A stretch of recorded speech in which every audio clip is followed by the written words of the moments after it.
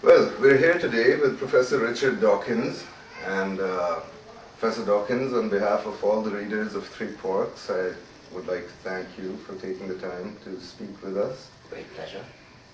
So we'll jump right in. I've jotted down a few questions, and a couple of our readers have also sent in some questions, which we'll get to in a few minutes. The first thing is something that I often wonder about. I studied computer science in the early 80s, and the personal computer had just been invented, although we still learned our programming on bigger mainframe machines. But me and my other friends in computer science really believed that computers would very quickly become intelligent. The artificial intelligence winter had not quite set in at that time, and expectations were very high. In fact, we believed that in a quarter of a century or something, we would have maybe machines that are as intelligent as humans. That hasn't happened so far, but some people still do believe that one day neuroscience perhaps will crack the structure of the brain in the way that maybe Watson and Crick did with the structure of DNA, that there will be a sudden leap of understanding. What do you think of this idea? Ray Kurzweil has called it the singularity, or there are various ways of putting it. Do you think that might happen, that we understand the algorithmic parallel processing structure of the brain in one quick jump and then are able to replicate that? I shared your optimism around that time, except I never thought it would be that quick, and so to me the operative phrase would be one day rather than in the next 10 or 20 years. I think it was Donald Mickey who had a bet that a computer program would beat a grandmaster at chess, or so, around about that time. Mm-hmm. Chess, of course, is a special case, and chess programs are of grandmaster standard now. But I think the problem Even is... programs that run on PCs can now play apparently at a grandmaster. I didn't know that. Okay, I didn't realize that. But that doesn't surprise me. I suppose the problem is that chess is a very limited domain of discourse, whereas the human mind operates on an enormously wide, huge chessboard of great variety. And so I think there is a long way to go. I believe I'm kind of committed to a view that it's ultimately going to be possible. I mean, I can't believe there's a fundamental barrier that will stand forever in the way of computer programs having human intelligence, but it may take a very, very long time. But at that point, if machines become actually more intelligent, it will perhaps be, in a sense, we will have created real gods, superior beings. Well, yes, I mean, as opposed to the invented gods we've been creating. I mean, that's an extremely interesting point, and I think that I've actually recently written an article which I called God as Science Fiction. I think the Los Angeles Times changed the title, but I intended it to be God as Science Fiction, or, yes. The point is, if you take Clarke's third law, any sufficiently advanced technology is indistinguishable from magic.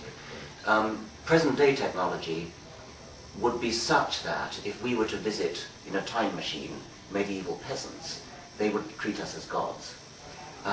And similarly, if we were to go forward 500 years, we would see the engineers of the future as gods. But I think there is a very, very fundamental difference between the engineers of the future, or indeed the computers of the future. They would seem like gods, but they absolutely would not be gods, because gods have to be of the caliber to create the universe.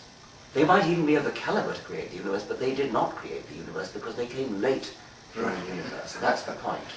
That gods were there, if they existed, were there from the start. They created the universe. Mm-hmm. Whereas we, our brains, the brains of the future, the computers of the future, are all late comers in the universe, are all end products, directly or indirectly, of the evolutionary process. The evolutionary process which takes simple beginnings and builds up by slow and gradual degrees up to the sort of complexity that can think and the sort of complexity that can design a computer and program it to be intelligent. And from there it might indeed take off a new kind of evolution, but it's still an evolutionary process which comes late into the universe, not early. Interesting. Does the idea of machines more intelligent than humans frighten you in any way? I think we are all of us a bit frightened of technology that we're unfamiliar with. And so yes, I suppose it does frighten me. It also excites me very much. Right. Me too. And do you think it will be a gradual process of increasing complexity in machines or computers, or do you think there might be in neuroscience the kind of sudden breakthrough? That's another very interesting question. And by the way, I think it's also an interesting question whether the advent of human intelligence itself might have been sudden. I mean, I'm accustomed as an evolutionist to think that everything's gradual.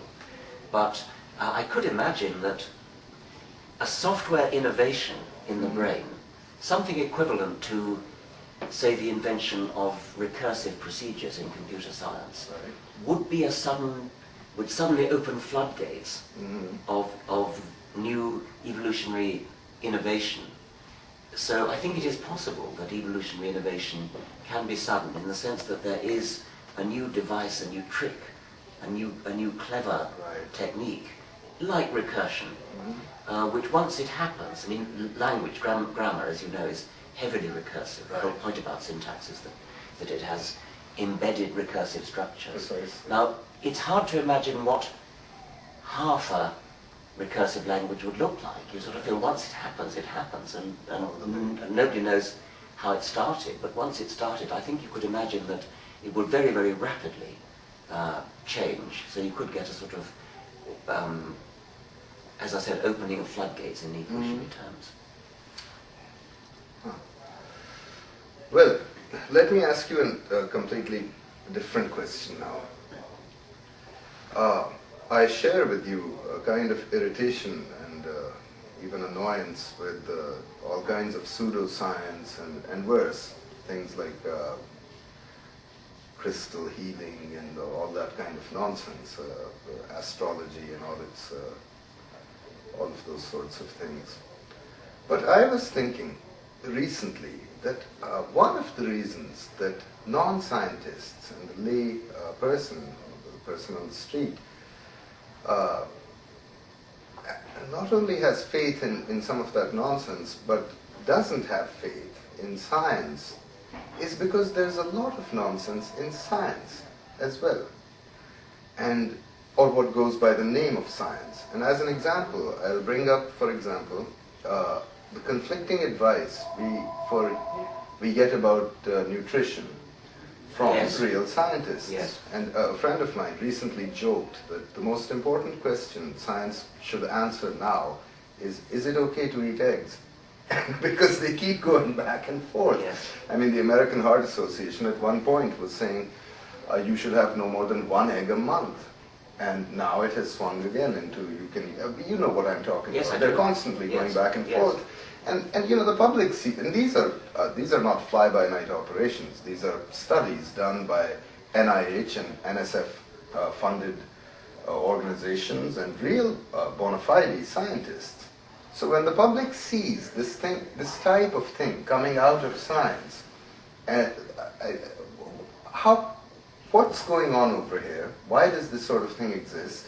And what can we do to make things more consistent and so that the public has more confidence? I think it's a very serious problem. It's one that I have recognized but not thought about enough, and thank you for raising it. I've noticed it especially in the nutrition case, as you say, and constantly seesawing advice from one side to another. As if science can't make up its mind about things. And I suppose what it is that these are extremely complex matters. There are interactions, whether substance X is good for you or bad for you. It probably interacts in complex ways with genetics, with other substances. And so if you do a naive study in which you simply say, take 100 people, give them substance X, another 100 people and give them none, and then look and see which one's most healthy, you may be getting a completely misleading